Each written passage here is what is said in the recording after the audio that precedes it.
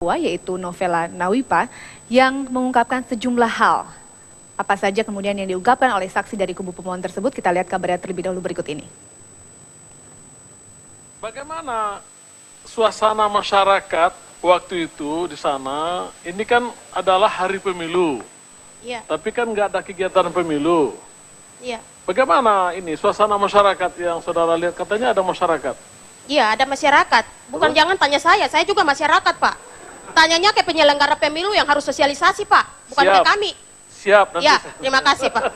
Bukan, gini. Gak apa-apa, saya senang dengan gaya-gaya Anda karena memang suasana ini biasanya tidak ada seperti ini. Iya, Pak. Terima Jadi kasih. bagus, gak Iya, apa-apa. makasih. Lanjutkan gaya-gayanya itu Ya, ya. terima kasih. Sebagai Raja Ajeng Kartini insya Allah ke depan ya. Amin. Oke, kan di sana ada tokoh-tokoh masyarakat. Nah, saudara saksi ngobrol nggak sama tokoh-tokoh masyarakat loh? Bagaimana ini kita mau pemilu kok nggak ada? Bagaimana komunikasi waktu itu? Saya tidak komunikasi dengan siapa-siapa. Diam-diam saja. Diam-diam saja. Wong dorang juga manusia punya pikiran. KPU penyelenggara pemerintah juga ada sosialisasi supaya kami semua masyarakat tahu. Kami ini di gunung. Jangan bodoh-bodohi kami terus. Sosialisasi supaya kami juga tahu tahapan itu ada. Jauh nggak rumah saudara ke tempat saudara datang itu? Dekat, bukan jauh. Ini kan di dalam kampung, Pak. Oh, di dalam kampung. Iya.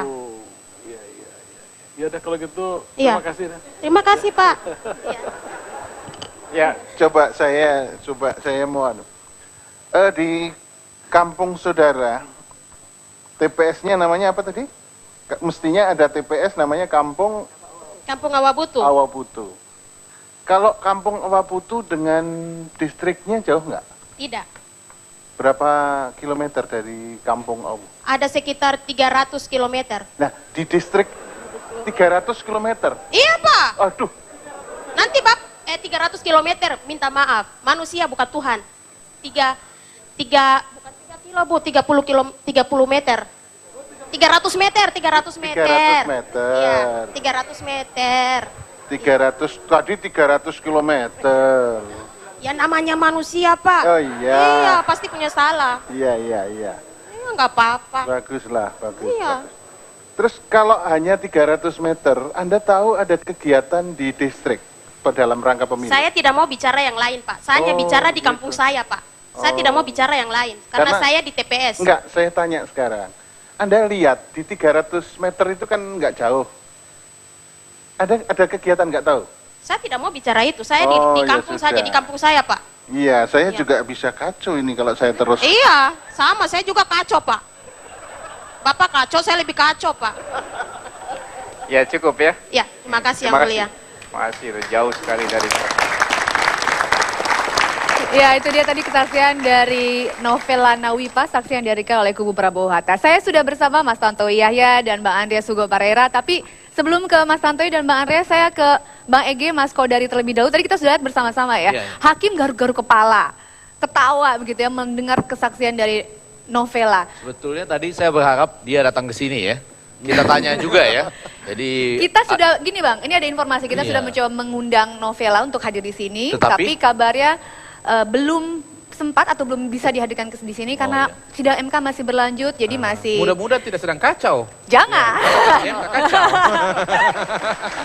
Nah, poinnya yang menurut Mbak Ege dan Mas Kodari bisa ditangkap, seberapa penting sih kesaksian dari seorang Novela di sidang MK kemarin? Kalau menurut saya penting sekali ya. Karena begini, kalau dari pengalaman sengketa-sengketa pemilu selama ini, terutama pilkada, persoalan paling besar itu bukan di daftar pemilih ya, karena daftar pemilih itu kalaupun misalnya ada pemilih tambahan, sebetulnya tidak bisa dipastikan dia memilih nomor 1 atau nomor 2, ya kan? Memang ada pemilih tambahan, tapi tidak bisa dipastikan memilih nomor 1 atau nomor 2. Tapi kalau misalnya tidak ada pemilu, lalu kemudian ada hasil, nah itu kan namanya misterius, mistis ya, bisa kacau itu barang kan, kira-kira begitu. Jadi kalaupun ada rekapitulasi, rekapitulasinya itu mistis begitu. Jadi ya hal-hal seperti ini yang sebetulnya akan bisa mempengaruhi kesimpulan atau pertimbangan dari hakim. Walaupun kemudian ada tanggapan dari saksi KPU yang mengatakan bahwa memang tidak ada pemilu atau pilpres di kampung Awabutu itu, Tapi dipindahkan ke distrik. Ya, mungkin sebaiknya menurut saya harusnya ada panitia pemilihan di tingkat distrik atau kecamatan yang juga dihadirkan untuk bisa mengkonfirmasi secara langsung.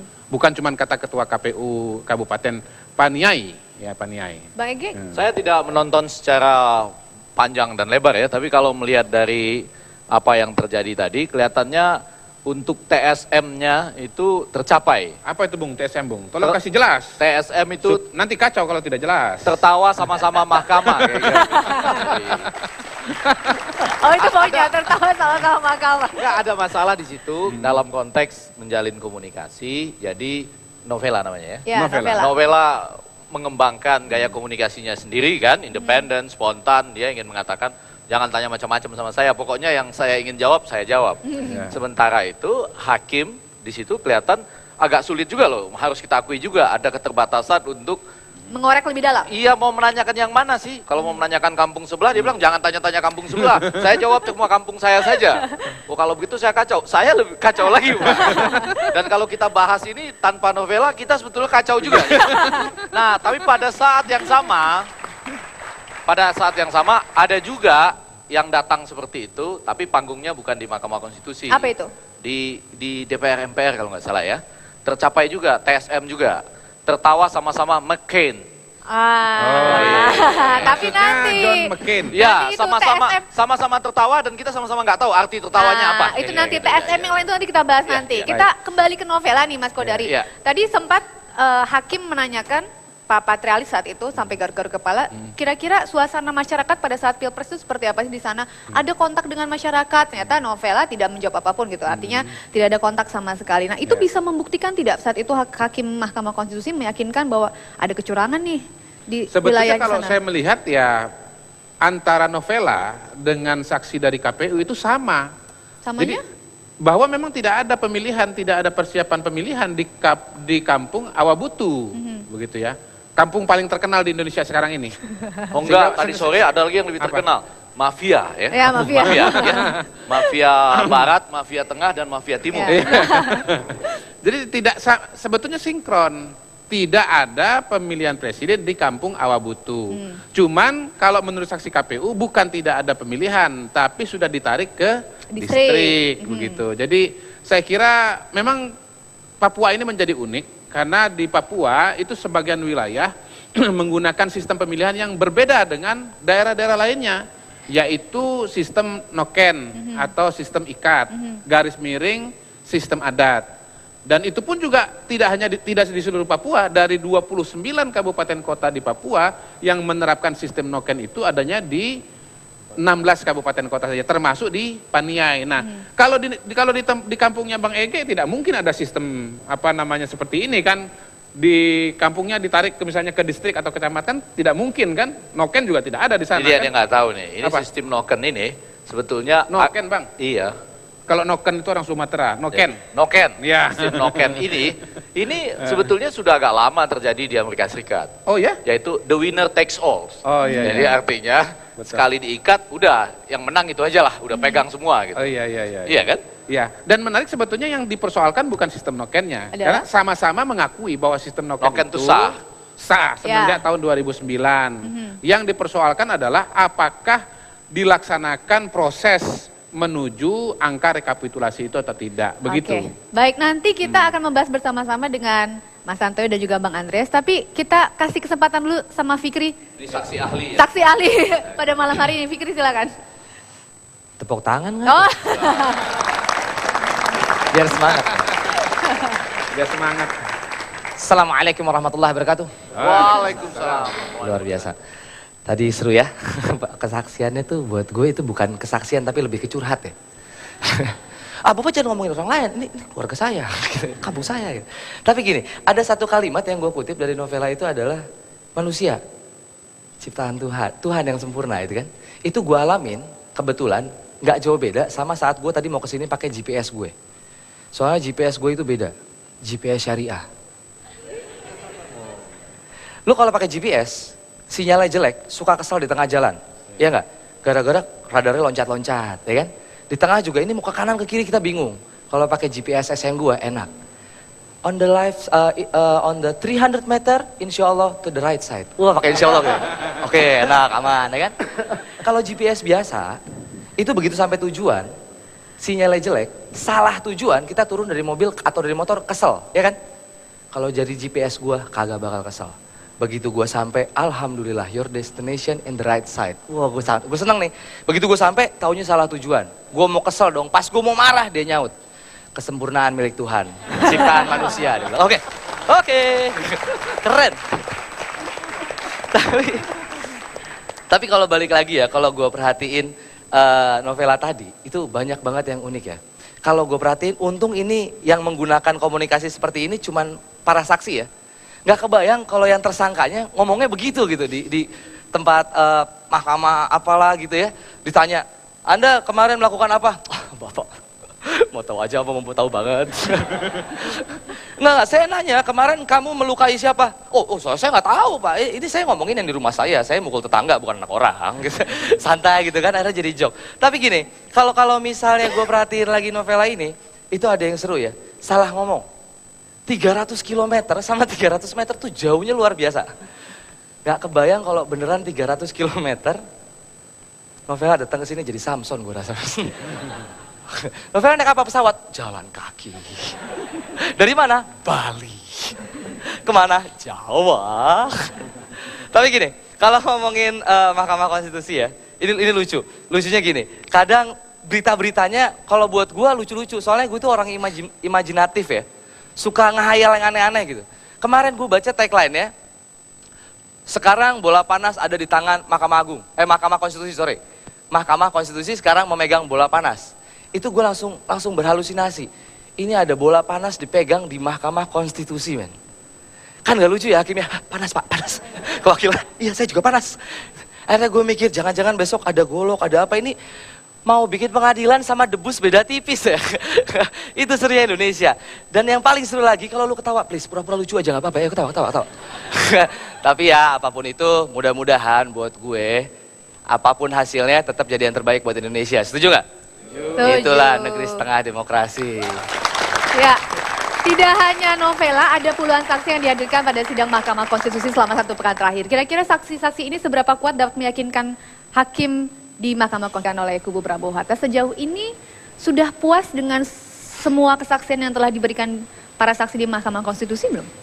Ya, kalau kita bicara kata puas, maka parameternya adalah kan 100. Ya, maka tidak ada kesempurnaan tentu saja. Terutama pada tahap-tahap awal di mana banyak saksi yang kita ajukan itu yang mengalami, kalau istilah artis itu, demam panggung. Sesungguhnya mereka siap secara materi, siap secara substansi, tapi ketika mereka berhadapan dengan para hakim, kemudian aura dari Mahkamah Konstitusi itu sendiri itu kan begitu besar, apalagi terhadap masyarakat awam. Itu saya bisa merasakan. Saya kan pernah lama jadi artis, jadi pembawa acara. Sekarang gitu. udah bukan artis. masih muncul. Iya betul. Kadang-kadang kita sudah menyiapkan diri, tapi ketika berada pada satu forum, pada satu panggung di mana penontonnya itu kok jadi misterius seperti ini, garang seperti itu, maka kita terjadi tanda kutip kegaguan. Itu lebih bagus daripada kita tiba-tiba black out. Jadi bagi saya apa yang terjadi di beberapa saksi kita yang tidak runut, kemudian lompat-lompat, kemudian diasumsikan sebagai tidak serius dan seterusnya, menurut saya sangat manusiawi. Khususnya bagi kita yang pernah merasakan berada pada panggung yang tanda kutip menyeramkan seperti itu. Jangankan hakim MK, ya kan ya? Hakim biasa saja ketika bertanya kepada kita, belum tentu kita bisa berargumentasi dengan baik. Tapi kemudian dalam perjalanan semakin lama semakin baik, dan puncaknya adalah ketika salah seorang saksi kita, Ibu Nowela itu, yang bisa menyampaikan apa adanya, kemudian memberikan informasi tidak lebih dan tidak kurang. Saya rasa itulah yang dibutuhkan, dan mudah-mudahan apa yang sudah kami berikan ini dapat semakin meyakinkan para hakim konstitusi terhadap data dan fakta yang sudah terlebih dahulu kami sampaikan. Mas Tantowi, banyak pertanyaan, siapa sih sebenarnya Nowela ini? Nowela orang biasa. Ya, bukan ada informasi bahwa beliau adalah pengurus fungsionaris sepanjang pengetahuan Gerindra? saya tidak. Tidak. Begini, Saya selalu mengatakan, tadi saya bahas dengan Bung Andreas bahwa ada ketidakadilan kita, rakyat Indonesia yang tinggal di daerah barat. Ketika kita melihat ada saudara kita dari ujung timur sana, tiba-tiba pinter seperti itu, ya, ada semacam resistensi, katakan demikian. Kemudian kepintaran dari saudara-saudara kita itu kemudian dikaitkan dengan bahwa dia adalah ini, dia adalah itu, dia adalah itu. Bagi saya ini adalah satu ketidakadilan sosial. Ya, bagi saya kita harus melek dengan fakta bahwa sebagian dari masyarakat kita, saudara-saudara kita yang tinggal di timur, di Papua, udah banyak yang melek politik seperti itu, bisa berbicara dengan baik. Ya, saya selalu mengatakan bahwa ya, dalam konteks berbahasa Indonesia dengan baik, ini bukan saya mengagumi Bung Andreas yang berasal dari timur. Mereka berbahasa Indonesia itu dengan baik. Jadi mereka mengikuti pakem tata bahasa sesungguhnya. Nah, kalau bahasa Indonesia kita yang di barat ini kan sudah mengalami apa yang disebut dengan akulturisasi. Bercampur baur dengan bahasa daerah, bercampur baur dengan bahasa asing. Tapi kalau mereka di sana, gaya bahasa seperti itu. Tidak. Ya, mereka selalu mengatakan tidak. Nah, memang aksen mereka, ya teman-teman sekalian, adalah seperti itu. Ya, aksen itu kadang-kadang bagi kita, loh kok jadi kasar sekali ya? Padahal memang culture-nya seperti Ya, itu. culture seperti itu. Nah, Mas, tadi Mas Santoy mengatakan bahwa ada demam panggung begitu, sehingga apa yang dikatakan beberapa saksi tidak runut. Ya. Tapi pada kenyataannya ketika sejumlah saksi menyatakan apa yang mereka ketahui, Hakim Mahkamah Konstitusi sempat beberapa kali menegur begitu para saksi. Ada yang kemudian tidak tahu di lapangan, tidak ada, hanya mendengar, tidak berada di lapangan. Bahkan ada yang sampai menangis tapi tidak membawa bukti apapun begitu, Mas. Ya, cara bertanya itu juga kita mesti lihat. Cara bertanya ingin mendapatkan jawaban atau cara bertanya yang ingin menyudutkan. Saya pernah bawa kuis lama. Jadi ketika saya ada intensi untuk seseorang itu menang, maka cara saya bertanya dengan saya ada intensi untuk orang ini segera selesai dan diganti dengan peserta baru yang lebih menarik, itu seni bertanya itu juga berbeda. Dan itu dampak psikologis terhadap yang ditanya itu juga akan pasti berbeda. Nah, saya melihat bahwa ada beberapa pertanyaan hakim itu yang sebenarnya menyudutkan. Artinya itu tidak membuat suasana itu menjadi terbuka, yang membuat saksi yang notabene adalah orang awam menjadi terbuka. Saya melihat itu bukan faktor kesiapan dari saksi kami, tapi lebih kepada faktor psikologis. Ketidakbiasaan mereka berada pada satu panggung, kemudian disorot kamera dan menjadi perhatian para pemirsa yang jumlahnya mungkin saja mereka tahu bahwa puluhan juta masyarakat atau rakyat Indonesia Artinya menyaksikan mereka sadar disaksikan begitu. Iya. Bang Andreas, kalau Yang nyaman disaksikan itu adalah anggota DPR. Semakin banyak kamera, semakin lancar dia. makanya kita hadirkan Bang Santoy di sini. Bang Andreas, kalau Bang Andreas menyaksikan jalannya persidangan ini 1 pekan terakhir dari kubu yang terkait, kira-kira cukup meyakinkan tidak apa yang disampaikan para saksi ini untuk para hakim gitu dari kacamata Bang Andreas? Jadi begini Nona. Nah, keluar wilayah timurnya. Nona. Kalau kita orang di timur ini biasa. Biasa. Jadi kalau kita perhatikan saksi-saksi yang ada dalam panggung Mahkamah Konstitusi dalam seminggu ini, memang ada aspek dramanya juga terjadi di situ. Kemudian tapi satu hal yang penting ada pengungkapan fakta. Misalnya kita perhatikan di novela ini kan dia memang dengan gaya orang Papua memang seperti itu. Gitu. Mereka selalu mengungkapkan apa adanya. Tetapi kita perhatikan di situ, dia juga sebenarnya dia jujur mengatakan bahwa tidak ada di kampungnya, tetapi ada di distrik sebelah sana loh. Nah, jadi itu sebenarnya pengungkapan yang sebenarnya bahwa pemilu itu terjadi gitu. Bukan di kampung dia, tetapi di distrik. Bahwa kalau misalnya di tempat saya, di kampung saya misalnya, kalau hari ini TPS-nya tidak di sini atau pemilu sekarang tidak di TPS ini dipindahkan ke TPS tempat yang sebelah kan biasa itu. Nah ini yang saya kira dalam proses ini di samping saksi, tetapi juga yang kita lihat atau bangsa ini kita perhatikan bahwa kita punya masyarakat, ya, kita punya wilayah di Indonesia ini yang dari segi pemilu perlu kita perhatikan khusus. Oke.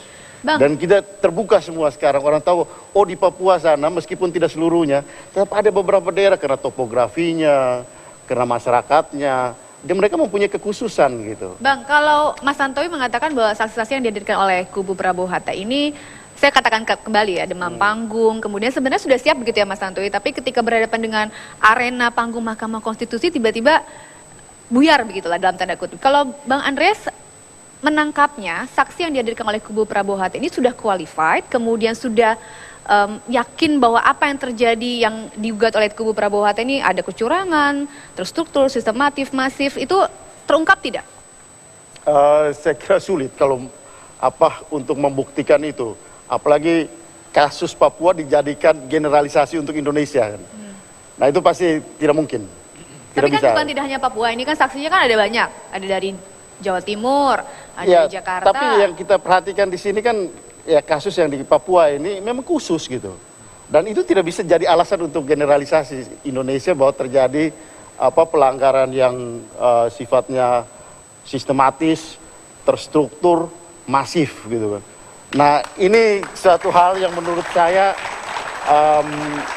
ya saya tidak tahu persis ya bagaimana strategi dari kubunya Pak Prabowo. Tapi dengan mengkonsentrasikan pada kasus Papua, saya kira itu sulit untuk terbukti. Oke, Bang Ege, Mas Kodari, ini serius sekali nih kayaknya. Ya begini, sebetulnya kan saksi itu ada dua macam. Ada saksi mata, artinya melihat dan mengalami langsung. Ada juga saksi auditu, ya, saksi yang mendengarkan. Nah memang seharusnya semua atau mayoritas dari saksi yang dimunculkan di Mahkamah Konstitusi itu adalah saksi mata. Nah karena novela ini adalah saksi mata, orang situ, tinggal di situ, dia bisa bercerita secara langsung, bahkan bisa balik marah-marah sama hakim konstitusi. Yang tidak ada di sana. Yang tidak ada di sana. Bapak kan tidak ada di sana. Bapak bertanya masyarakat. Saya kan masyarakat. Ya. Nah itu kan. Bapak kan bukan masyarakat. Bapak kan bukan masyarakat. Bapak hakim. Hakim. Jadi memang strateginya kalau dalam sidang di MK itu atau di sidang manapun juga itu sebaiknya saksi mata. Karena kalau saksi auditu sudah dia mendengarkan atau mendengarkan dari orang lain. Yang kedua memang dia berhadapan dengan para hakim yang luar biasa, profesor doktor. Kalau di Amerika, Bang Ege, Mahkamah Agung, karena di sana tidak ada Mahkamah Konstitusi, Supreme tapi Court. peran dari Mahkamah Konstitusi itu dijalankan oleh Mahkamah Agung, jumlahnya juga 9. Saking berkuasa para hakim agung ini, julukannya adalah The Nine Solomon, 9 Sulaiman. Ya. Lawan satu saja kita sudah mengkeret, apalagi 9, kan begitu kira-kira. Nah, jadi kira-kira betul juga lah bahwa ada takutnya juga dengan hakim itu. Silakan Bang Ege. Enggak, ini agak penting apa Berarti yang disampaikan nggak ada oleh Tantowi takut-takutnya, tadi, Pak. yaitu Adalah? bahwa gestur yang terlihat dari para hakim ketika bertanya, ini kelihatan ketika bertanya pada novela agak banyak bersahabat. Agak bersahabat. Terutama karena novelanya galak ya. Iya. Kalau Anda lawan belum tentu Anda menang juga dalam posisi seperti itu. Tetapi jangan lupa karena beban pembuktian ada pada pemohon gitu ya. Iya. Sehingga kesan itu memang muncul seakan-akan ini terus-menerus menggergaji. Ada di sana nggak pada waktu itu? Coba dijumlahkan angkanya berapa? Wah itu lebih. Tadi segitu potong. Coba masuk ke sini. Jadi betul-betul seperti ya satu arah didikte dan karena itu tadi yang pertama Anda harus siap dengan data. Lalu yang kedua mestinya ada simulasi. Oke. Ada pelatihan-pelatihan supaya tidak terjadi demam panggung. Nah. Karena kalau tidak maka betul yang muncul lah kita ketawa sama-sama. Yang saya sebut TSM tadi tertawa sama-sama mahkamah. Tetapi kita mungkin tidak sampai akhirnya nanti nggak menemukan TSM yang menyebabkan misalnya perlu ada pemungutan suara ulang, apalagi mengubah hasil. Bang, di situ persoalannya. Kira-kira apa yang kemudian sudah disampaikan saksi, puluhan saksi ini di Mahkamah Konstitusi mungkin tidak mengubah hasil dari Pilpres? Dijawabnya nanti deh, kita harus jeda terlebih dahulu, bisa tetap bersama kami di Negeri Setengah Demokrasi. Ahli yang kemudian agendanya di Mahkamah Konstitusi, apa sih Mas yang kira-kira masih kurang keluar begitu dari para saksi bahwa ini loh menunjukkan adanya kecurangan, ini loh terstruktur sistematis dan masifnya. Ada tidak sih yang kemudian nggak terkorek lebih dalam begitu? Saya rasa sudah cukup ya. Sudah cukup sampai hari ini begitu? Ya cukup, jadi baik data, baik itu kualitatif maupun kuantitatif. Kemudian saksi-saksi yang kita ajukan saya rasa sudah cukup. Selebihnya kita percayakan kepada hati nurani daripada hakim Mahkamah Konstitusi yang kami yakini akan membuat keputusan tidak hanya berlandaskan pada azas manfaat. Azas manfaat itu artinya ya mengambil manfaat, ya KPU sudah menetapkan pasangan nomor 2 sebagai presiden dan wakil presiden terpilih. Tapi kami melihat bahwa hakim-hakim Mahkamah Konstitusi ini akan melihat secara komprehensif dalam berbagai aspek. Saya ingin menggarisbawahi apa yang disampaikan oleh lawyer KPU, Pak Adnan Buyung Nasution, mengatakan bahwa yang terjadi sekarang ini adalah yang kita permasalahkan bukan kesalahan prosedural, tapi kesalahan substansial. Nah, artinya bisa saja dari segi prosedur itu benar, katakanlah apabila KPU tetap mengatakan bahwa itu benar dari segi prosedur, tapi substansinya sudah terjadi kecurangan. Ya oke, kalau misalnya sahabat baik saya Bung Andreas mengatakan bahwa yang terjadi di Papua tidak bisa dijadikan fakta yang mengeneralisir apa yang terjadi di daerah lainnya, tapi mari kita juga lihat apa yang terjadi di Nias, apa yang terjadi di Jawa Timur, apa yang terjadi di depan halaman kita di Jakarta. Ya, dan yang menemukan itu adalah Bawaslu sendiri. Ya, Bawaslu sudah melakukan appeal, tapi kemudian tidak ditindaklanjuti oleh KPU. Artinya bahwa satu suara pun terjadi kecurangan, kecurangan sudah terjadi. Di dalam, jadi kalau kita berargumentasi di berapa juta suara, beberapa puluh juta suara, kita terperangkap pada pola kuantitatif. Tapi kalau kita berbicara pada unsur bahwa sesungguhnya kecurangan sudah terjadi, dari mulai DPT, penyusunan DPT, kemudian dari mulai pelaksanaan, dan pelanggaran-pelanggaran yang terjadi, baik yang dilakukan oleh para saksi maupun yang dilakukan oleh para pelaksana pemilu itu sendiri. Saya rasa data, fakta, baik yang diajukan oleh pihak kami, maupun yang mereka dipelajari oleh para hakim itu sudah lebih dari cukup. Jadi dalam hal ini, kami sekarang ini meminta dengan segala hormat kepada para hakim Mahkamah Konstitusi itu untuk membuat keputusan tidak saja berdasarkan fakta. Seberapa yakin Mas Tantowi? Ya yakin lah. Oke. Ya sangat yakin. Sangat ya. yakin. Sangat yakin. Kan petitumnya banyak. Nah yang mana itu? Sangat ya, yakin untuk mengubah keputusan yang sudah ditetapkan oleh KPU atau yakin dalam hal yang lain? Ya tuntutan kita itu kalau kita berbicara tuntutan nomor 1, ya membatalkan hasil rekapitulasi dan membatalkan penetapan Jokowi JK sebagai presiden dan wakil presiden terpilih, itu kan nomor 1. Tapi kan ada nomor 2-nya. Nomor 2-nya adalah pemilih pemungutan suara ulang di seluruh Indonesia. Kemudian nomor 3 adalah pemungutan suara ulang di TPS bermasalah dan seterusnya. Jadi kita lihat saja bagaimana hakim ini akan mengambil keputusan berdasarkan data, fakta, pengalaman, kemudian konstelasi politik yang ada dan suasana sosial, serta yang penting itu adalah hati nurani. Ya, mengakui tidak bahwa sudah terjadi kecurangan. Mas Tantowi yakin, Bang Andreas yakin tidak kalau saksi yang sudah dihadirkan di panggung Mahkamah Konstitusi ini ternyata kalau kata Mas Tantowi yakin bisa mengubah apa yang disampaikan gugatannya oleh kubu Prabowo Hatta? Saya kira dalam hal ini kan yang digugat itu KPU dan KPU sudah menunjukkan ini salah satu proses pemilu pilpres ya.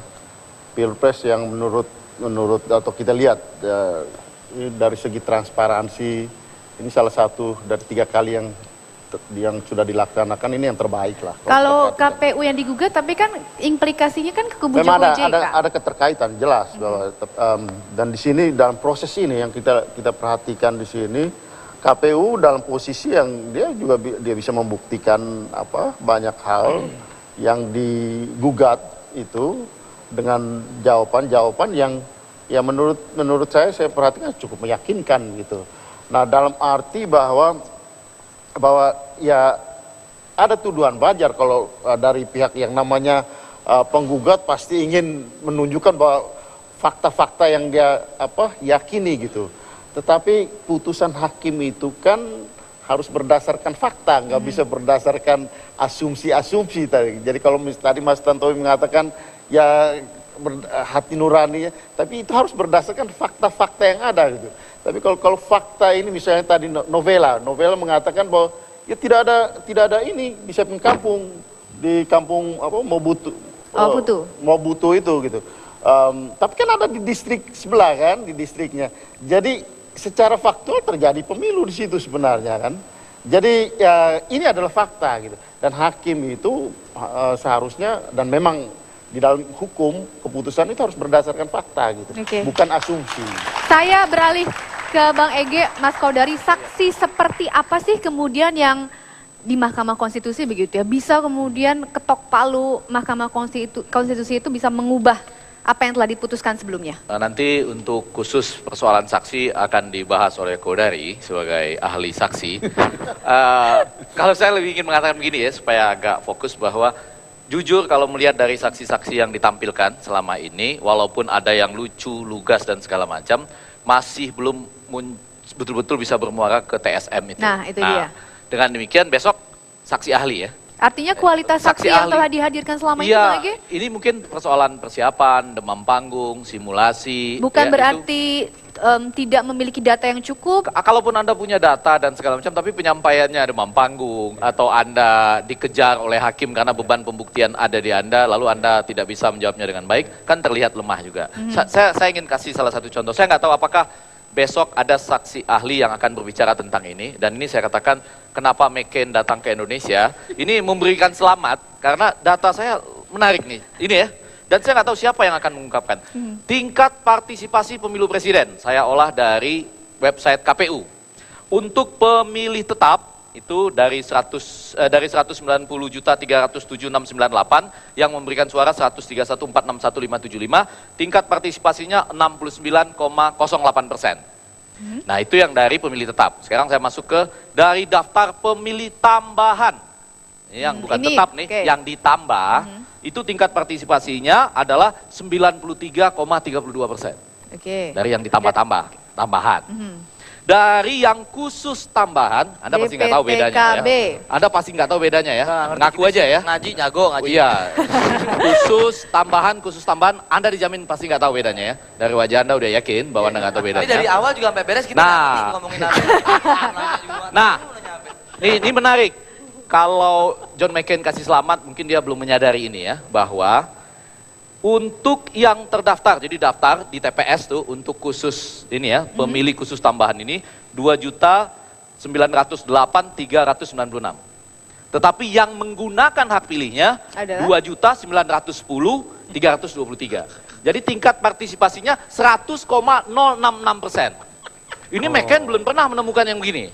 Saya kira McCain kesini... Enggak, dia belum pernah. Di Amerika belum pernah ada.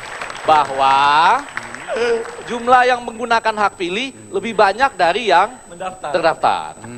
Ini kan jadi di atas tambahan apa namanya? Pemilih khusus tambahan dan jadi-jadian. Belum dikasih selamat sama John McCain ya, Bang Ege ya? Belum dikasih ya? Nah, maksud saya kapan data ini muncul? Untuk kemudian kita tanyakan, ada apa ya Pak, Bu? Kenapa? Ini mungkin besok barangkali. Mestinya Itu jadi saksi ahli. Bang Ege ini jadi saksi ahli. Nggak bisa, saya ahli saksi, Bang Ege saksi ahli. Cocok. Kalau saya sebagai ahli saksi, saya suka sekali saksi seperti ini. Selain lancar juga punya data dan angka-angka. Yang apakah Anda ada pada saat kejadian? Apa? Apakah Anda ada saat? Ada Pak. Berapa meter dari tempat kejadian? Ini nggak terlalu jauh Pak. Oke. Udah cukup. Sudah cukup ya? Ya tapi begini, kalau saya melihat begini, ini kalau dari daerah-daerah yang dimunculkan, memang kelihatannya agak sulit untuk melakukan akumulasi. Karena sampai sejauh ini ya yang menonjol ya, pertama Nias. Nah Nias itu bagian dari Sumatera Barat. Kemudian Papua, lalu kemudian DKI. Sumatera Utara. Nias Sumatera Utara. Provinsi saya pun diacak-acak nih sama dia nih. Alhamdulillah masih ingat kampung halaman. Iya. Sumatera Utara. Jadi intinya Mas Kodari, apa yang sudah disampaikan oleh saksi? Betul, jadi selain saksi, sebetulnya juga penting untuk kita lihat wilayahnya di mana dan kira-kira mencakup berapa jumlah pemilih yang ada begitu. Jadi kemungkinan menurut saya hitung-hitungan kemungkinan perubahan dari gugatan ini tidak akan menutup selisih suara antara calon nomor 1 dengan nomor 2, baik. tapi bahwasanya ada catatan-catatan pelanggaran, kekurangan, Itu bisa menjadi poin ya. irregularities, itu mungkin nanti akan dipertimbangkan oleh MK. Tapi Baik. MK untuk mengambil keputusan apakah kemudian mengubah hasil atau tidak, itu harus selisihnya melewati jumlahnya harus melewati selisih yang ada. Itu mungkin agak baik. berat. Saya masih penasaran sama Bang Ege tadi, kira-kira John McCain bisa mengucapkan selamat atau tidak? Apa data yang ditemukan oleh Bang Ege? Nggak, dia belum ketemu saya. Ya, kita bahas Ya, nanti dia di segmen berikutnya. John McCain kira-kira ngapain sih ke Indonesia? Kalau Bang Ege, Tafsir saya dulu dong. Apa? Iya, ini dong. Tafsir Oh, saya. iya. dia belum ya? dia yang lama kenal sama McCain. Makin. Tafsir saya mau kasih selamat Selamat apa dan tuh? pengen kenalan sama Pak Andreas Hugo Pereira. Wah. Ya, selamatnya kalau- selamat apa Hah? dulu nih? Selamat apa dulu? Karena diberitakan bahwa Andreas Hugo Pereira ini adalah calon menteri luar negeri. Wah, Nggak, Dan menurut saya, kalau dari harus segi ada alasan, harus ada alasan. menurut saya salah satu alasannya namanya memang cocok internasional. Namanya- Andreas Hugo Pereira. Kalau dilihat wajahnya juga boleh kamera disorot. Ini sudah mencerminkan Amerika Latin ini. Ya, minimal Kepulauan Pasifik ya, Barbados, dari Barbados. Kalau Tantowi Yahya ya lokal, Effendi Ghazali juga lokal.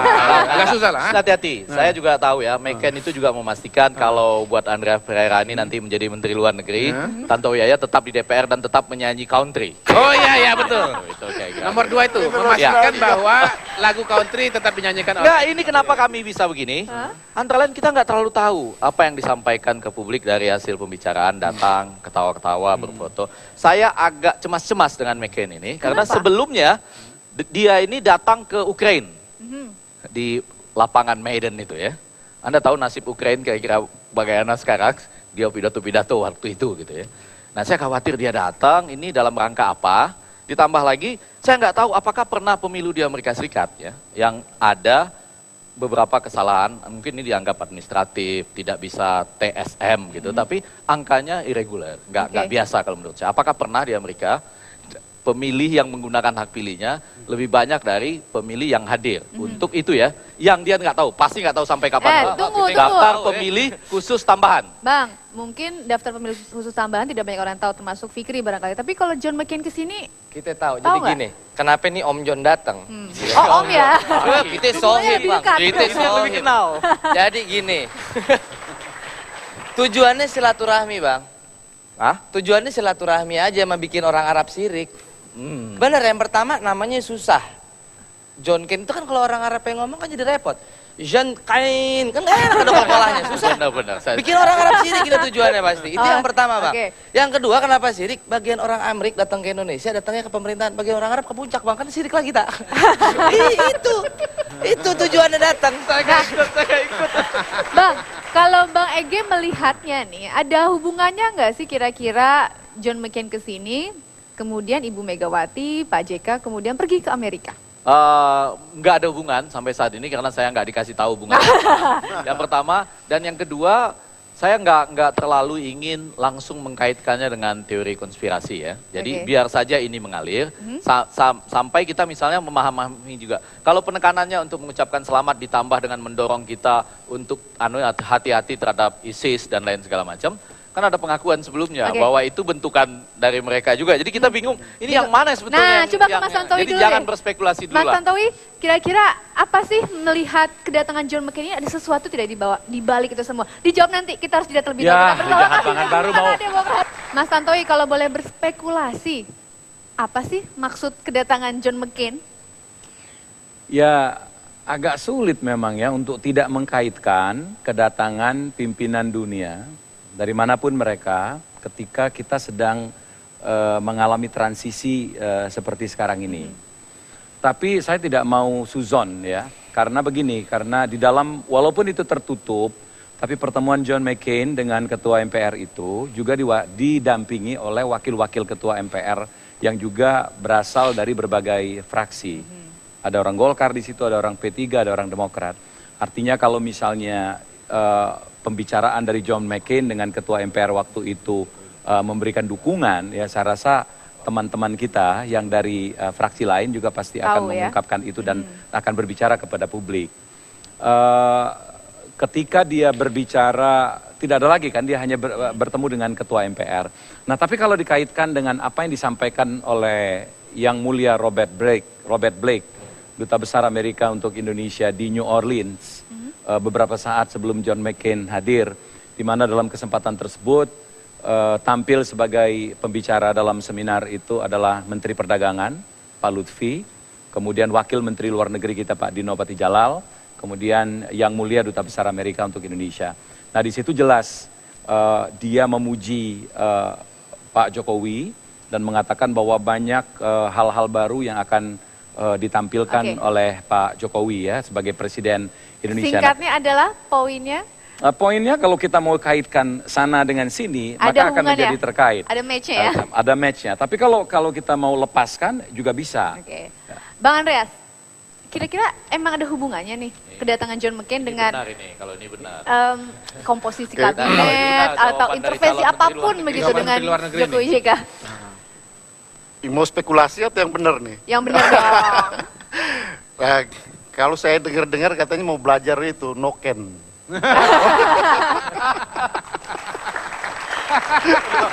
Sudah cukup tapi itu Karena gini. singkat intinya adalah Ini. ada hubungannya tidak match itu. Waktu di Amerika dengar wah ini pemilu di Indonesia sudah selesai, tiba-tiba kok ada sistem ini pemilu yang model Indonesia ada noken ini, buru-buru McCain datang. Oke. Cukup sampai situ. Kita kasih kesempatan ke Fikri. Ini akhir dari Negeri Setengah Demokrasi. Kita jumpa lagi pekan depan. Fikri. Iya. Luar biasa. Kalau kita perhatiin, orang Indonesia tuh pada seneng banget suuzon. Persidangan belum beres, semua udah pasti begini, pasti begitu, ya kan? Siapa tadi? Om John tuh datang ya. Dia mau gini nih. Kita selalu berpikir yang aneh-aneh. Kayak tadi gue ngerasain waktu datang ke sini, hampir nabrak motor nggak sengaja, namanya orang hilaf ya. Dia nengok, alay lo. Itu kan gue disuuzonin ya. Gue kasih tahu orang Arab gak mungkin.